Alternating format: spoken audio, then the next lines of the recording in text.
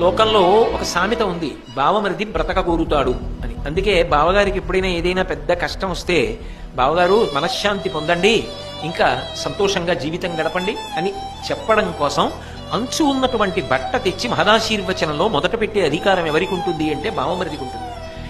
ఆ బావమరిదికి బావగారంటే అభిప్రాయ భేదం ఉన్నా లేకపోయినా ఉండకూడదు. భగవంతుడి దయ వల్ల ఎక్కడైనా బావలు బావమరుదులు చక్కగా సంతోషంగా కలిసి ఉండాలి. ఏనాటికి ఏ కుటుంబంలో అటువంటి భేదములు కలగకుండుగాక. ఒకవేళ ఏ కారణం చేతన కించిత్ అభిప్రాయ భేదం ఉన్నా కూడా తన చెల్లెలి పసుపు కుంకాల్ని దృష్టిలో పెట్టుకుని బావగారు దీర్ఘాయుష్మంతుడు కావాలి అని కోరుకునేవాడెవరు అంటే బావమరిది. మరి ఆ పిల్లకి అన్నదమ్ముడు కదా, కలిసి పుట్టి పెరిగిన వాళ్ళు కదా, ఆ కారణం చేత ఆ అక్క చెల్లెలు పసుపు కుంకాలతో ఉండాలని కోరుకుంటాడు ఆమె సోదరుడు. బావమరిది పట్ల ఆ కారణం చేత బావగారికి ఎప్పుడూ ఒక సుహృద్వాతావరణం ఉంటుంది, ప్రేమతో కూడుకున్న అనుబంధం ఉంటుంది.